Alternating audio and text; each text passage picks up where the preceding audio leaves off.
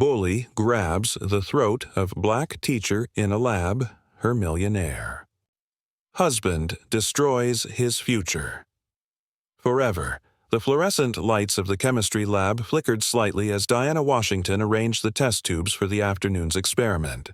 Her hands moved with practiced precision, each glass vessel finding its place in the metal rack with a soft clink. The smell of sanitizer mixed with traces of previous experiments lingered in the air, creating that distinct laboratory atmosphere that had become her second home. At 34 years old, Diana carried herself with a quiet dignity that seemed to fill whatever room she entered. Her dark skin caught the harsh laboratory lighting in a way that made her appear almost luminous, and her eyes held a depth that suggested she had seen more of life than most people twice her age.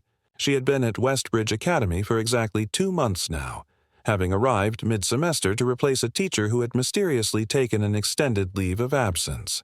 The students whispered about why the previous chemistry teacher had left so suddenly, but Diana never asked questions. She had learned long ago that every institution had its secrets, and Westbridge Academy, despite its marble floors and manicured lawns, was no exception. The door to the lab burst open with such force that it slammed against the wall, making several students jump in their seats. Tyler Brennan strutted in 15 minutes late, his designer sneakers squeaking against the polished floor. At 17, he had the kind of confidence that only comes from never having faced a real consequence in your entire life. His blonde hair was perfectly styled, his clothes cost more than most people's monthly rent, and his smile held a cruelty that he had inherited from watching his father conduct business deals. Behind him trailed his usual group of followers, other wealthy students who laughed at his jokes not because they were funny, but because their parents had taught them the value of staying close to power. Diana didn't look up from her preparation. She had learned Tyler's patterns over the past 2 months, the way he tested boundaries like a shark circling its prey. First came the tardiness, then the whispered comments just loud enough for her to hear, then the bolder disruptions. She had documented every incident in a small notebook she kept locked in her desk drawer, dates and times and witnesses all carefully recorded in her neat handwriting. Today felt different, though. There was something in the air, a tension that made the hair on the back of her neck stand up. Maybe it was the way Tyler's friends kept exchanging glances, or how several students had their phones already positioned on their desks at suspicious angles. "Nice of you to join us.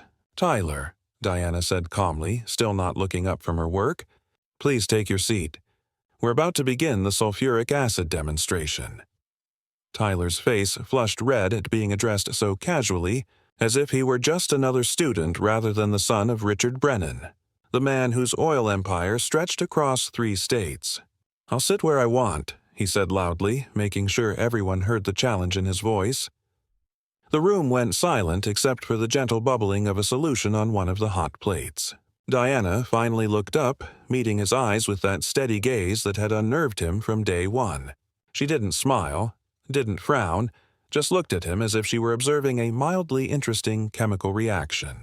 "The seating chart is on the board, Tyler. 3rd row, 2nd seat from the left." It was such a simple statement, delivered without emotion, but something about it made Tyler's hands clench into fists. For 2 months, this woman had treated him like he was nobody special, correcting his work with red ink, calling on him when he clearly hadn't done the reading, refusing to laugh at his jokes or be intimidated by his surname. She was everything his world had taught him didn't belong in a position of authority over him, and her mere presence felt like an insult to everything he had been raised to believe. The past 2 months had been a calculated campaign of escalation on Tyler's part. It started small, with comments whispered just loud enough for Diana to hear. "I don't know why they hired her," he would say to his friends during class. "Probably just filling a quota." Diana never reacted, just continued writing equations on the board with the same steady hand. Then came the incidents in the hallway. Tyler would bump into her, pretending it was an accident, his shoulder checking hers hard enough to make her stumble. "Oh, sorry," he would say with a smile that held no apology. "Didn't see you there." His friends would laugh, and Diana would simply adjust her papers and continue walking. The previous week, things had escalated further. Someone had spray-painted words across her car in the faculty parking lot. Ugly words that made even the security guard who discovered them look away in shame. The paint was the expensive kind, the kind that would require professional removal. Diana had taken photos of everything, documented the security footage that mysteriously went missing, noted how Principal Peterson had suggested maybe she should park somewhere else to avoid future incidents. Yesterday had been the email sent to the entire student body from an anonymous account, an email full of lies and insinuations about Diana's qualifications, her background, suggesting she had only gotten her position through what it called diversity hiring. The email had been traced back to an IP address that belonged to a coffee shop near Tyler's house, but somehow that evidence wasn't enough for any real action to be taken. Diana had reported each incident through the proper channels, filling out forms in triplicate, meeting with administrators who nodded sympathetically while explaining how difficult it was to prove anything, how Tyler came from such an important family, how perhaps she might consider being more flexible in her teaching approach. She had sat through meetings where she was asked if maybe she was being too sensitive, if perhaps she was misinterpreting teenage behavior, if maybe she could try to build a better rapport with Tyler. Each meeting ended the same way, with assurances that the situation would be monitored, that steps would be taken, that she should be patient. But Diana hadn't survived 34 years by being patient with injustice. She had grown up in foster homes where she learned to sleep with one eye open, had scraped her way through Stanford on a scholarship while working 3 jobs, had earned her PhD while people told her she was reaching too high. She knew how to play the long game, how to wait for the perfect moment, how to let arrogant people hang themselves with their own rope. As she watched Tyler storm across the lab toward her, she recognized the look in his eyes. It was the same look she had seen in her third foster father right before he raised his hand to her for the first time. The same look her graduate advisor had when she proved his research wrong. The same look that said someone was about to cross a line they couldn't uncross. "You need to learn your place," Tyler said, his voice low and dangerous as he approached the demonstration table where Diana stood. The other students sensed something shifting in the room's atmosphere, and almost unconsciously phones began to appear, held at angles that suggested they weren't just checking messages. Jennifer Martinez, one of the brightest students in the class, actually stood up from her seat in alarm. "Tyler, what are you doing?" But Tyler wasn't listening to anyone anymore. 2 months of what he saw as disrespect had built up inside him like pressure in a poorly ventilated chemical reaction. This black woman, this nobody from nowhere, had dared to treat him like he was ordinary. She had failed his last test, had called his parents about his absences, had refused to be intimidated by his family name. In his world, people like Diana were supposed to step aside when people like him walked by, were supposed to lower their eyes and know their position in the carefully maintained hierarchy that his father's money helped preserve. The fact that she stood there so calmly, looking at him with those steady brown eyes as if she could see right through him, made something inside him snap. His hand shot out faster than anyone expected, his fingers wrapping around Diana's throat as he slammed her back against the demonstration table. The sound of her body hitting the metal surface echoed through the lab like thunder, followed immediately by the crash of breaking glass as test tubes scattered across the floor. "Now you're going to respect me," Tyler shouted, his fingers squeezing tighter around Diana's neck, his face twisted with a rage that had been building since the day she walked into his privileged world and refused to bow. The room erupted in chaos. Some students screamed, others scrambled backward, knocking over stools in their haste to get away from the violence. But most stood frozen, their phones held high, recording everything in crystal-clear, high definition. 23 different angles captured Tyler Brennan, son of Richard Brennan, heir to an oil fortune, attacking his black chemistry teacher in broad daylight with 30 witnesses present. His fingers pressed harder against her throat, and Diana felt the edge of the table digging into her back, felt the scattered glass crunching under her feet, felt the eyes of 30 teenagers watching to see what would happen next. But what they saw wasn't fear in her eyes. Instead, Diana Washington did something that would haunt Tyler Brennan for the rest of his life. She smiled. It was a small smile, barely visible, but there was something about it that made Tyler's grip loosen slightly in confusion. It was the smile of someone who had just been dealt exactly the card they needed to win the game. Through the pressure on her throat, Diana managed to speak, her voice calm despite everything. "You can let go of me now, Tyler. You've already given me everything I needed."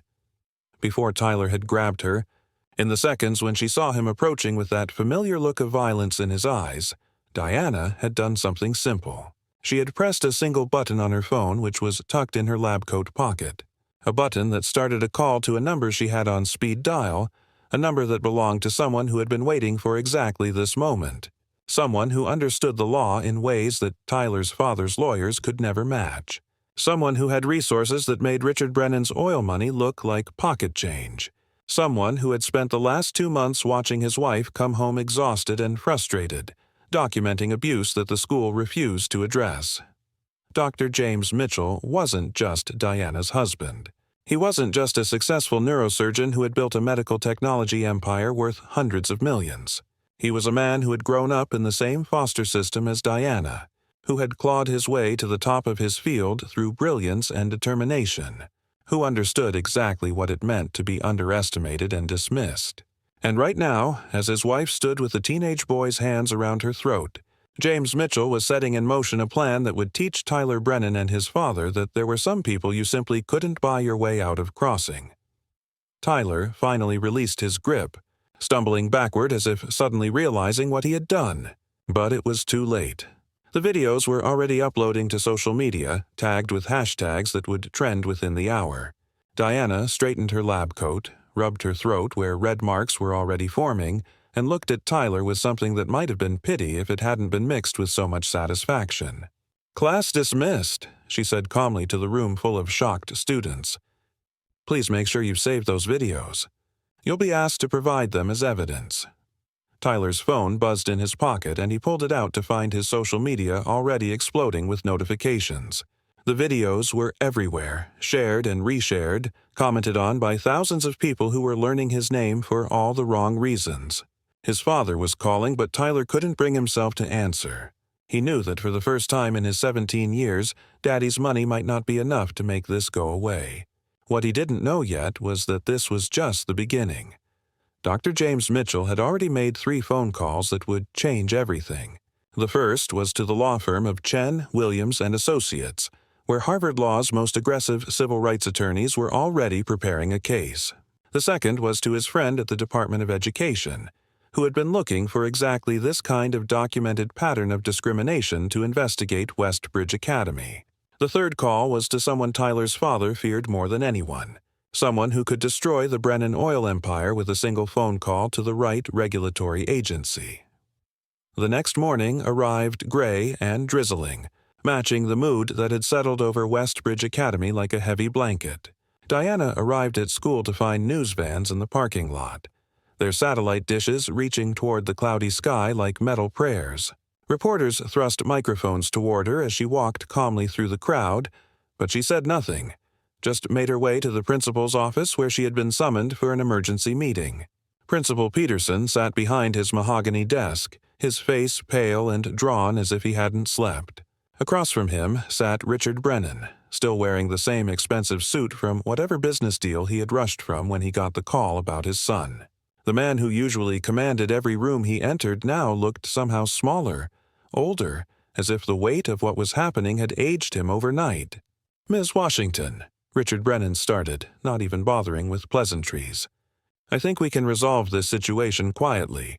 I'm prepared to make a substantial donation to a charity of your choice, let's say $5 million, if you'll agree to drop any charges and sign a non-disclosure agreement."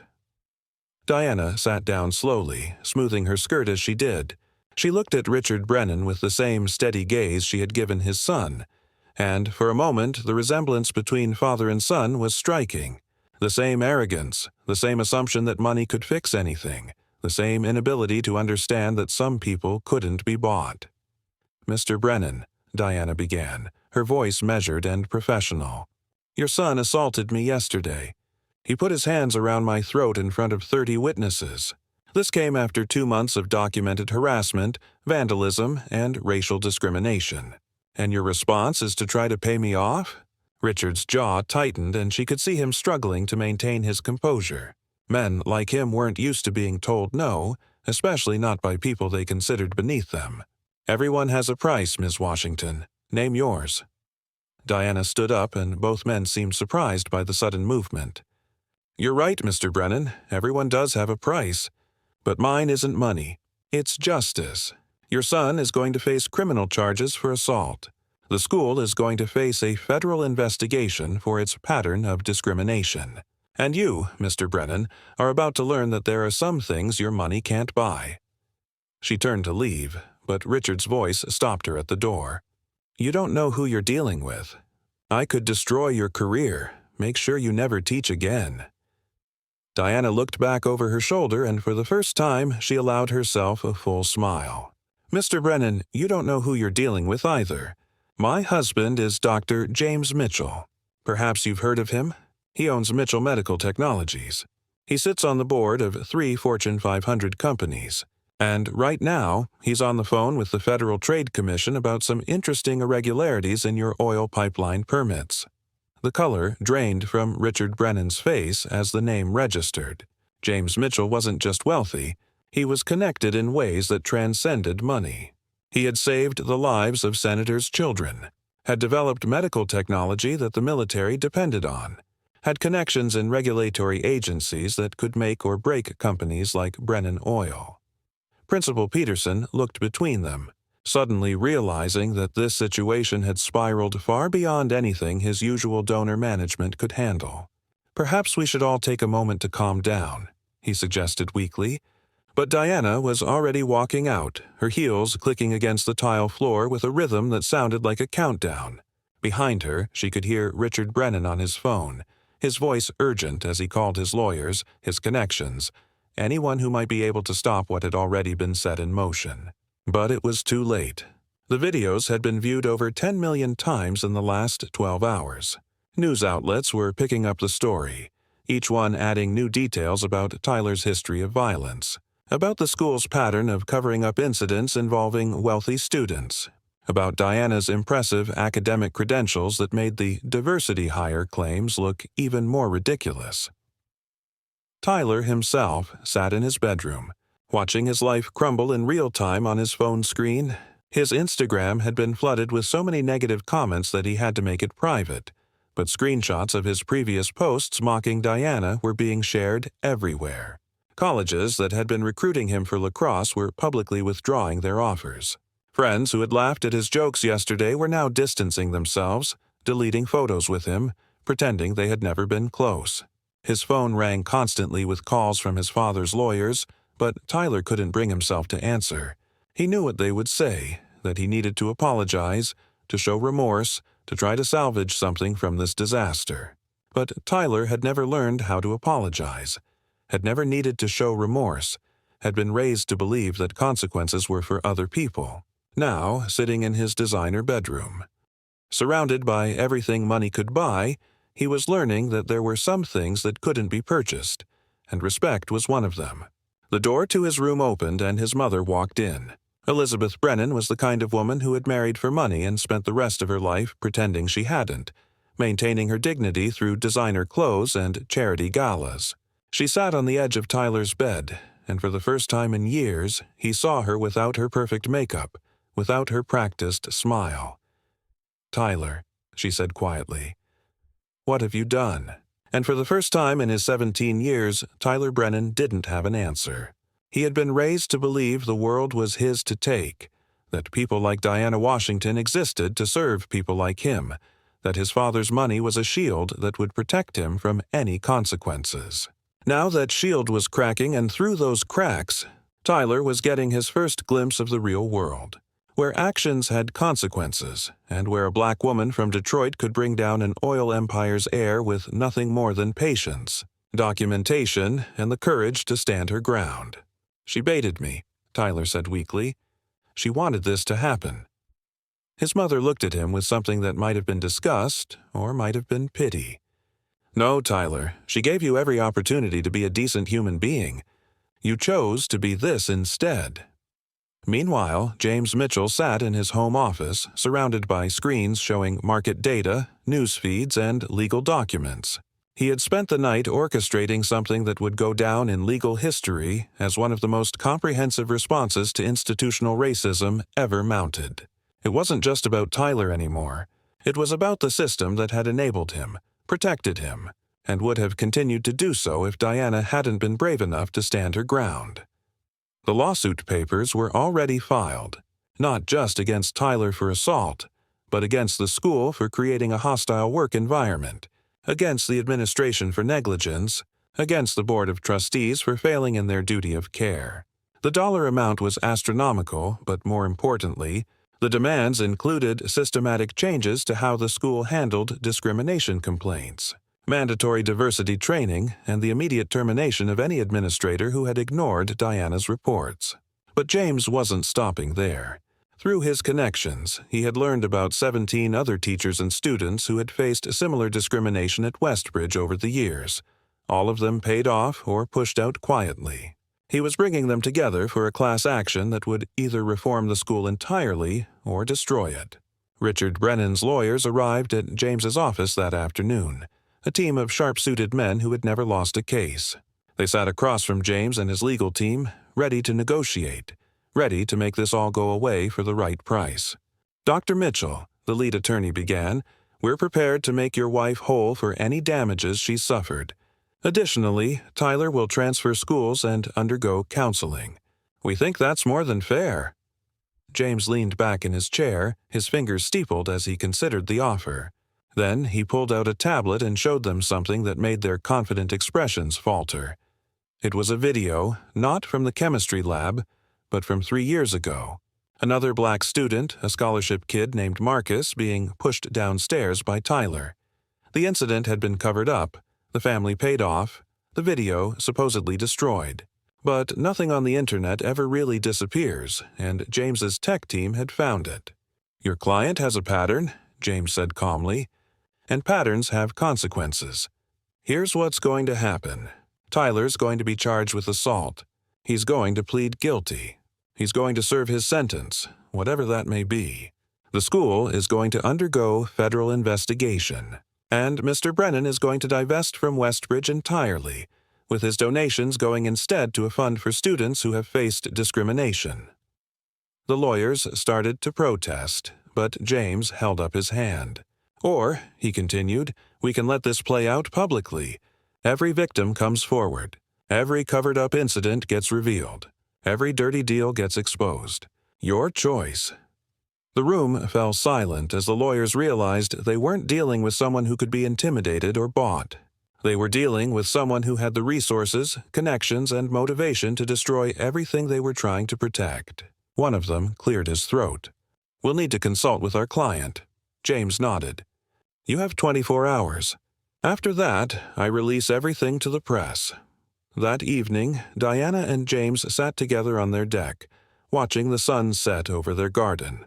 The house they had built together was beautiful, but not ostentatious, a reflection of their values rather than their wealth. Diana's throat still showed the bruises from Tyler's attack, purple marks that would take weeks to fade completely. But there was a peace in her expression that hadn't been there in months. "You knew this would happen," James said, not a question but a statement. "You knew he would eventually cross the line." Diana took a sip of her tea, considering her words. "I suspected. Boys like Tyler always escalate when they don't get the reaction they want. I just made sure that when he did, there would be no way to cover it up." James shook his head, half in admiration, half in concern. "You took a huge risk. He could have seriously hurt you." "He did hurt me," Diana replied, touching her throat gently. "But sometimes you have to take risks to create change. How many other teachers has he hurt who didn't have a husband like you? How many students has he terrorized who didn't have anyone to stand up for them? If my pain can prevent others from suffering, then it was worth it." They sat in comfortable silence for a while, watching the fireflies begin their evening dance. Then James's phone buzzed with a message from his lawyer. Richard Brennan had agreed to all their terms. The next months passed in a whirlwind of legal proceedings, media coverage, and systematic change. Tyler Brennan pled guilty to assault and was sentenced to 2 years in juvenile detention. though he would serve most of it in a rehabilitation program. The judge, in her sentencing, noted that while she considered Tyler's age and lack of previous convictions, she could not ignore the pattern of escalating racist behavior that had led to the assault. The courtroom was packed when Tyler gave his mandated apology, his voice barely above a whisper as he admitted to his actions and their racist motivations. Diana sat in the gallery, not to gloat, but to witness the first time Tyler Brennan had ever truly been held accountable for his actions. His apology was awkward, clearly scripted, but there were moments when his voice cracked that suggested perhaps some genuine understanding was beginning to pierce through his privilege. Westbridge Academy underwent a complete transformation. Principal Peterson resigned, along with 3 other administrators who had been complicit in covering up discrimination. The new principal, Dr. Angela Rodriguez, was a former civil rights attorney who implemented sweeping changes to how complaints were handled. Within 6 months, the school's culture had shifted dramatically, with zero tolerance for discrimination and real consequences for those who violated the new policies. The other victims James had found came forward, sharing their stories in a documentary that won several awards and became required viewing in schools across the country. Marcus, the student Tyler had pushed down the stairs, spoke about how the incident had changed his life, how he had struggled with PTSD and had almost dropped out of school entirely. His testimony was particularly powerful because he spoke not with anger, but with a sad understanding of how Tyler had been shaped by a system that taught him some people mattered less than others. Richard Brennan's empire suffered as well. The federal investigation into his pipeline permits revealed numerous violations, resulting in fines that ran into the hundreds of millions. Several of his major contracts were canceled when companies decided they didn't want to be associated with the scandal. Within a year, Brennan Oil had lost 60% of its value, and Richard was forced to sell off major assets just to keep the company afloat. But perhaps the most significant change happened to Tyler himself. The rehabilitation program he entered wasn't the comfortable country club facility his father had initially arranged, but a serious program that focused on understanding and dismantling racist beliefs. For the first time in his life, Tyler was surrounded by people who wouldn't tolerate his attitudes, who challenged him every day to examine why he believed what he believed. His counselor, Dr. Marcus Thompson, was a black man who had grown up in circumstances Tyler couldn't imagine. Through their sessions, Tyler began to understand that his hatred of Diana had never really been about her at all. It had been about his own insecurity, his fear that if people like Diana could succeed on merit, then maybe his own success wasn't earned but simply purchased. It was a painful realization, one that broke down everything Tyler had been taught to believe about himself and his place in the world. 6 months into his program, Tyler wrote Diana a letter. It wasn't required, wasn't part of his sentence, but something he felt he needed to do. The letter was long, rambling in places, but genuine in its attempt to understand and apologize for the harm he had caused. He wrote about growing up in a bubble where his father's racist jokes were normal dinner conversation, where the few black people he knew were either servants or people his father described as different from the rest. He wrote about the fear he felt when Diana looked at him like he was ordinary, because being ordinary meant he was nothing special, and being nothing special in his family meant being worthless. He wrote about understanding now that his fear didn't excuse his actions, that Diana had been nothing but professional while he had been monstrous. Diana read the letter in her new office at the university where she now taught, having left Westbridge after the trial. She didn't respond immediately, taking several weeks to consider what, if anything, she wanted to say. When she finally wrote back, her response was brief but not unkind. She acknowledged his apology, expressed hope that he would continue to grow and change, and reminded him that true change wasn't about feeling better about himself, but about working to dismantle the systems that had created him. She ended the letter with a single line that Tyler would carry with him for the rest of his life. "Your future is not destroyed. Tyler, it's just beginning, and for the first time, you get to build it yourself instead of inheriting it." Tyler read those words over and over, understanding finally that what he had seen as the destruction of his future was actually its liberation. Without his father's money and influence to rely on, he would have to become something on his own merit. It was terrifying, but also, in a way he was just beginning to understand. It was freedom. Years later, Tyler would look back on that moment in the chemistry lab as the worst and best thing that ever happened to him. Worst because of the pain he had caused, the harm he had inflicted on someone who had done nothing but try to teach him. Best because it had forced him to confront the poison he had been raised with, had broken him down so completely that he had no choice but to rebuild himself as someone better. He would never fully atone for what he had done, he knew that. Some harm couldn't be undone, only acknowledged and learned from. But he would spend the rest of his life trying to be better than what he had been raised to be. He would go on to become a counselor himself, working with privileged youth who showed the same warning signs he had displayed. He would tell his story over and over, not as an excuse but as a warning of what happened when prejudice was allowed to fester unchecked. He would donate most of his trust fund to organizations fighting discrimination, understanding that money alone couldn't fix what he had broken, but hoping it could prevent others from breaking the same things. Diana continued teaching, inspiring new generations of students to pursue science despite the barriers they might face. She never forgot Tyler Brennan, but she didn't let him define her story either. He had been one obstacle among many, and she had overcome him just as she had overcome all the others. Her story became legend at the universities where she taught, not because of the assault, but because of how she had handled it, with dignity, intelligence, and an unshakable belief in justice. She would tell her students that courage wasn't the absence of fear, but the decision to stand firm despite it, that sometimes the most powerful thing you could do was simply refuse to be moved. James built his medical technology empire into one of the largest in the world, but he always said his greatest achievement was supporting Diana through those difficult months. Their partnership had been tested by fire and had emerged stronger, a testament to what two people could accomplish when they stood together against injustice. The title of this story, Bully Grabs the Throat of Black Teacher in a Lab, Her Millionaire Husband Destroys His Future Forever, became a rallying cry for others facing similar discrimination. But those who knew the full story understood that it wasn't really James who had destroyed Tyler's future. Tyler had destroyed it himself the moment he chose violence over respect, hatred over humanity. What James and Diana had done was simply ensure that, for once, someone like Tyler faced the consequences of his choices. They had torn down the walls of privilege that had protected him, forcing him to face the world as it really was, not as his money had always allowed him to see it. And in that destruction, paradoxically, they had given Tyler something his father's millions never could have bought him: the chance to become a decent human being.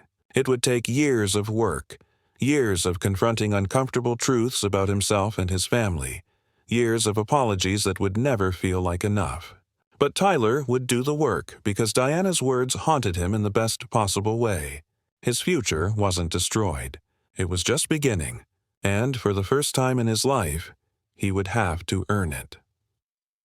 The story of what happened in that chemistry lab spread far beyond Westbridge Academy, becoming a case study in law schools, a reference point in discussions about institutional racism, and a reminder that sometimes standing up to power requires not just courage but strategy. Diana had played a long game, understanding that real change rarely came from single moments of confrontation, but from careful documentation, strategic patience, and the willingness to endure short-term pain for long-term justice. She had known that Tyler would eventually cross a line that couldn't be uncrossed, and she had made sure that when he did, the whole world would be watching.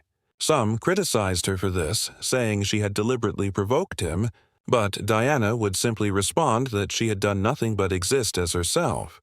And if that was provocation enough for violence, then the problem lay not with her but with those who couldn't tolerate her existence. The ripple effects of that day continued for years. Other schools began examining their own policies, their own patterns of protecting wealthy students at the expense of others. The documentary about the case became required viewing in many districts, sparking difficult but necessary conversations about privilege, racism, and accountability. Tyler's father, Richard Brennan, never recovered his former influence. His empire continued to shrink, his political connections distanced themselves, and eventually he was forced to sell the company entirely. He would blame Diana and James for his downfall, never understanding that they had simply revealed what had always been there. A corrupt system built on the assumption that some people mattered more than others. But the most profound change happened in the generations that followed. Students who had witnessed Tyler's assault and its aftermath carried those lessons with them into adulthood. They became teachers, lawyers, doctors, and business leaders who remembered what happened when discrimination was allowed to flourish unchecked. They remembered Diana's dignity in the face of abuse, her strategic patience, her refusal to be silenced or bought off. And they remembered Tyler's fall, not with satisfaction, but with the understanding that privilege without accountability was a poison that destroyed not just its victims, but ultimately those who wielded it. Jennifer Martinez. The student who had tried to intervene during the assault went on to become a civil rights attorney, inspired by watching Diana navigate the legal system with such skill. She would often tell the story of that day in the chemistry lab, not as a tale of vengeance but as a lesson in the power of documentation, preparation, and choosing the right moment to act. She would say that Diana had taught her more about chemistry that day than any textbook ever could. The chemistry of change, the formula for justice, the reaction that occurred when preparation met opportunity. Other students from that class took different lessons, but equally important ones. They learned that their phones could be tools for justice, that being a bystander was a choice, that speaking up against wrong even when it was dangerous was what separated civilization from chaos. They learned that people like Tyler weren't invincible, that money couldn't buy everything, that there were still people in the world who couldn't be intimidated or purchased. The title, Bully Grabs, The Throat of Black Teacher. In a lab, her millionaire husband destroys his future forever, would appear in news articles, academic papers, and social media posts for years to come. But those who truly understood the story knew it was about more than a millionaire husband defending his wife. It was about a woman who had refused to be broken by systematic discrimination, who had turned her pain into power, who had used her oppressor's violence against him in a way that created lasting change. It was about a system that had protected the wrong people for too long, finally being held accountable. It was about a young man learning too late that respect couldn't be demanded through violence but had to be earned through character. And it was about the possibility, however difficult, of redemption, even for those who had done terrible things. Tyler would struggle with his identity for years after his release from the rehabilitation program. Without his father's money to define him, without the assumed superiority he had worn like armor, he had to figure out who he really was. It was painful work, involving countless therapy sessions, difficult conversations with people he had hurt, and the constant challenge of recognizing and dismantling the racist thoughts that still sometimes surfaced in his mind. He would never be able to fully atone for what he had done to Diana, he understood that. But he could try to prevent others from making his mistakes. He could use his story as a warning, his privilege as a platform to speak to other young people who were being raised as he had been. He could try to break the cycle that had created him. He would never contact Diana again after their brief letter exchange, understanding that his presence in her life, even as an apologetic one, was not something she needed or wanted. But he would follow her career from a distance, feeling a complicated mix of shame and gratitude every time he read about her achievements. Shame for what he had done to her, gratitude that she had been strong enough to stop him from becoming something even worse. Diana retired from teaching at 65, having inspired thousands of students over her career. At her retirement celebration, the auditorium was packed with former students, colleagues, and admirers. The new principal of Westbridge Academy was there, along with several members of the Reformed Board of Trustees. They presented her with an award for her contributions to education and her courage in standing up to discrimination. In her retirement speech, Diana spoke about the chemistry lab incident only briefly, focusing instead on the importance of education in breaking down barriers and building bridges. She talked about the students who had overcome impossible odds to pursue their dreams, about the colleagues who had supported her through difficult times, about the husband who had stood by her side through everything. She ended her speech with words that would be quoted long after she was gone. Chemistry teaches us that reactions require energy to create change. Sometimes that energy comes from heat, sometimes from pressure, sometimes from a catalyst that speeds up what was always going to happen. In that lab 30 years ago, I was merely the catalyst. The reaction was already there, waiting in the prejudice that had been allowed to ferment unchallenged, in the systems that protected the powerful at the expense of the vulnerable, in the assumption that some people's humanity mattered less than others. All I did was refuse to prevent that reaction from reaching its natural conclusion. And in that explosion, as painful as it was, we created something new, something better. That's what education is really about, not just teaching facts and formulas, but catalyzing the reactions that transform society. The applause that followed her speech lasted for 5 full minutes. People stood with tears in their eyes, understanding that they were witnessing the end of an era, but also the continuation of a legacy that would outlive them all. Diana's former students, many now successful in their own fields, shared stories of how she had changed their lives not through grand gestures, but through quiet consistency, through her refusal to lower her standards or her expectations regardless of what others said about them. Dr. Marcus Thompson, Tyler's former counselor who had become a friend of Diana's over the years, spoke about the ripple effects of her courage. He talked about the young people he worked with who had heard Diana's story and found strength in it, who understood through her example that standing up to injustice was possible even when the odds seemed insurmountable. He spoke about transformation, about how even those who seemed irredeemable could change if given the right pressure and the right catalyst. James Mitchell stood beside his wife throughout the celebration, his hair now completely gray but his eyes still sharp with the intelligence that had built an empire. He had never sought recognition for his role in what had happened, understanding that this was Diana's story more than his. But those who knew the full truth understood that their partnership had been essential to the outcome. Diana had provided the courage and the strategy, but James had provided the resources and connections that turned a single act of violence into a systematic dismantling of institutional racism. Together, they had proven that love wasn't just about support, but about amplifying each other's power to create change. In the years that followed her retirement, Diana wrote a book about her experiences. Not just the assault, but her entire journey from foster care to PhD to that moment in the chemistry lab. The book became a bestseller, required reading in education programs across the country. She donated all the proceeds to scholarships for students from backgrounds like hers, understanding that education remained the most powerful catalyst for change. Tyler read Diana's book in his small apartment, having long ago lost access to his family's wealth.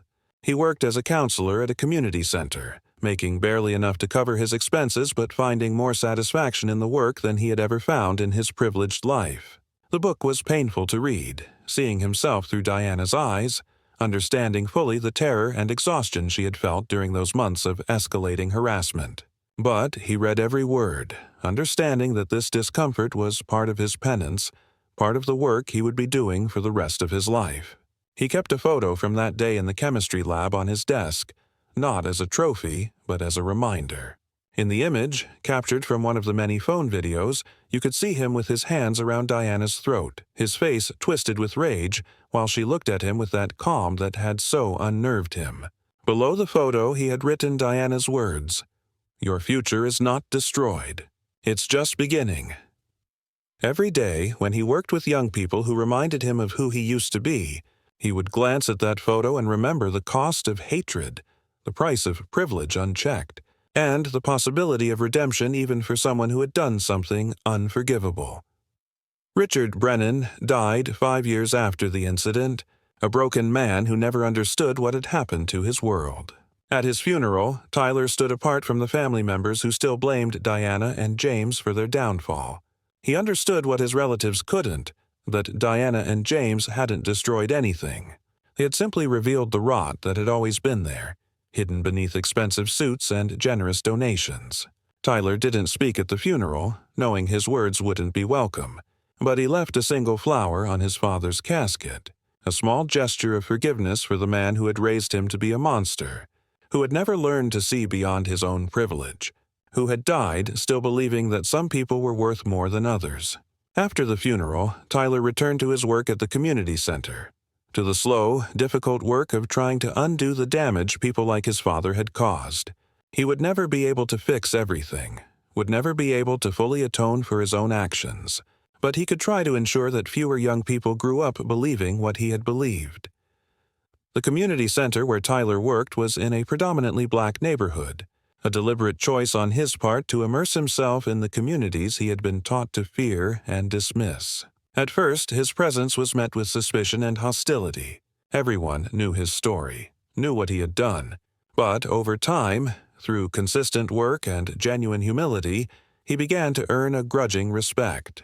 He never hid from his past, never made excuses, never suggested that his current work somehow erased what he had done.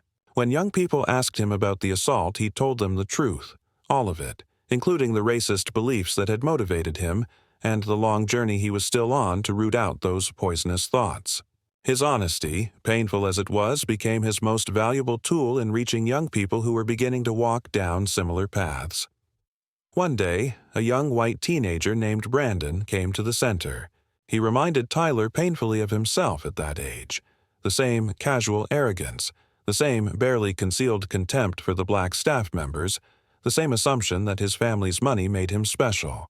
Tyler saw in Brandon's eyes the same rage that had once consumed him, the same fear of a world where people like him weren't automatically on top. Instead of confronting Brandon directly, Tyler began working with him slowly, carefully, using his own story as a bridge. He showed Brandon the video from the chemistry lab, watched the boy's face change from smugness to discomfort to something that might have been recognition. "That was you?" Brandon asked, his voice smaller than it had been.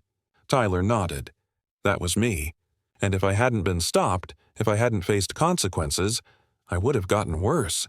The hate would have consumed me entirely." Over months of conversations, Tyler watched Brandon begin to question the beliefs he had inherited, begin to see the humanity in people he had been taught to dismiss. It was slow work, often frustrating, sometimes seeming hopeless. But Tyler remembered Diana's patience, how she had endured months of his harassment while waiting for the right moment to act, and he found his own patience in her example. James Mitchell expanded his medical technology company into a foundation focused on addressing healthcare disparities in underserved communities. The Mitchell Foundation, as it came to be known, provided free medical equipment and training to clinics in areas that had been systematically denied resources. Diana served on the board, bringing her scientific expertise and her understanding of systemic inequality to the Foundation's work. Together, they turned their wealth and influence into a force for the kind of change that no amount of Brennan oil money could have stopped. The Foundation's work saved thousands of lives. But for James and Diana, each victory was personal, each success a small vindication of their belief that privilege should be used to lift others up rather than hold them down.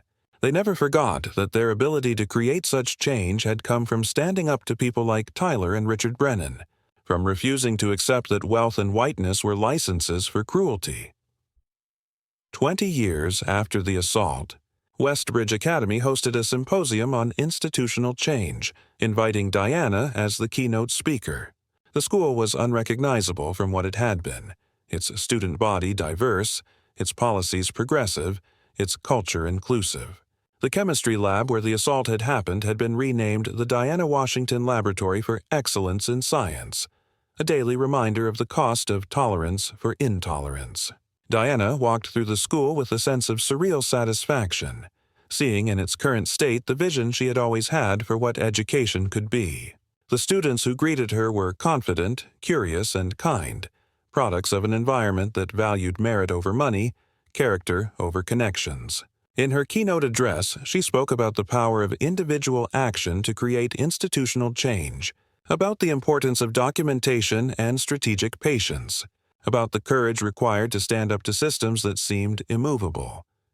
She told the story of the assault not as a tragedy, but as a turning point, not as something that had happened to her, but as something she had allowed to happen in order to create change. "Tyler Brennan thought he was attacking me," she said, "but he was really attacking the future. And the future won. It always does eventually. Our job is to speed up that eventuality, to be the catalysts that accelerate the reactions of justice. The audience, which included current students, alumni, and educators from around the country, gave her a standing ovation that seemed to go on forever. Among them, sitting in the back row where he hoped not to be noticed, was Tyler Brennan.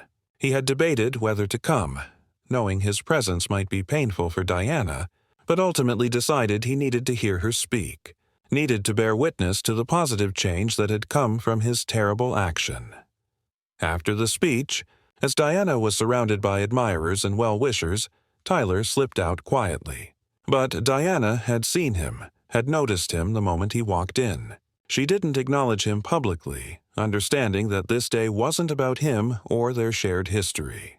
But she appreciated that he had come, that he had listened, that he continued to do the work of becoming better than what he had been raised to be. It was the best apology he could offer, living a life that repudiated everything he had once stood for. Later that evening, Diana and James sat in their hotel room, reflecting on the day. "Did you see him?" James asked. Diana nodded. "He looks older, tired." James considered this. "Carrying hate ages you. Letting it go is exhausting." "He's doing both." They sat in comfortable silence, two people who had fought a battle and won, but who understood that the war was far from over.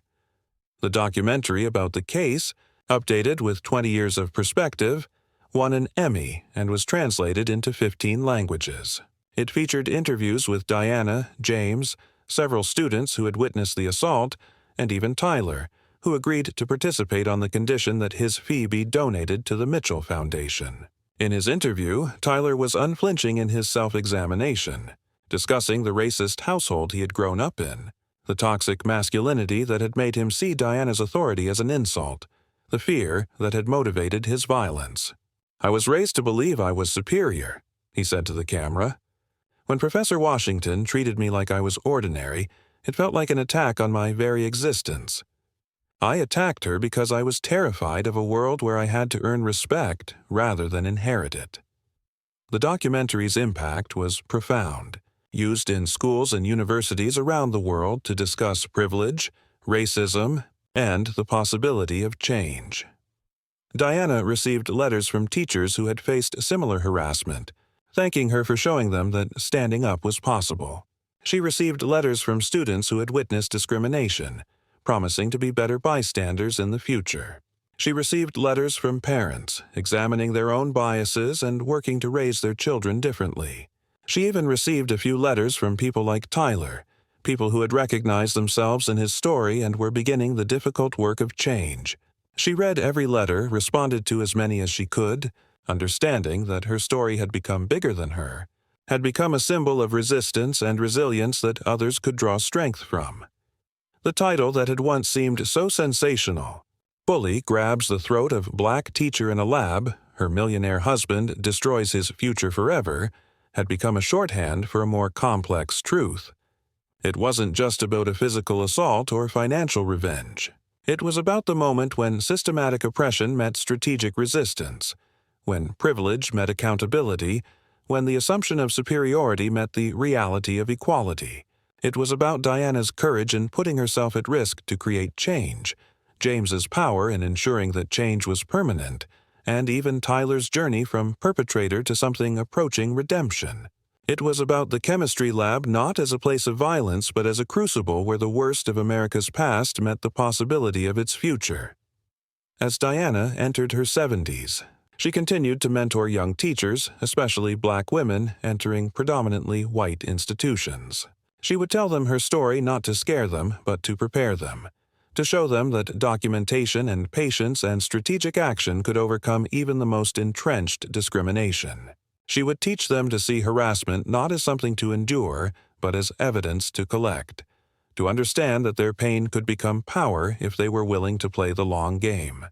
"They will try to break you," she would say. "Let them think they're succeeding. But be like a chemical reaction, storing energy until the moment of ignition. And when that moment comes, make sure the explosion changes everything." Tyler continued his work at the community center until his death from cancer at 52. In his final months, he wrote letters to everyone he had hurt during his years of privilege and prejudice, not seeking forgiveness but offering acknowledgement of the harm he had caused. His last letter was to Diana, thanking her for the words that had guided his transformation. "Your future is not destroyed. It's just beginning." He thanked her for her strength in stopping him from becoming worse, for her patience in enduring his harassment, for her courage in ensuring he faced consequences. He told her that every good thing he had done in his life after that day in the chemistry lab had been an attempt to honor the second chance she had given him, even though she had never intended to give him anything at all. Diana received the letter a week after Tyler's death.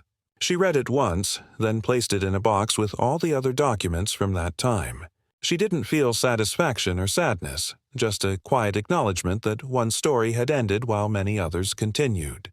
The work of fighting discrimination, of creating change, of education in its truest sense, would never be finished. But that day in the chemistry lab had proven that progress was possible, that individual actions could cascade into institutional change, that even the most privileged could be held accountable if someone was brave enough to demand it. The title of the story would live on. Bully grabs the throat of black teacher in a lab. Her millionaire husband destroys his future forever. But its meaning would evolve with each telling. For some, it would be a warning about the consequences of racism and violence.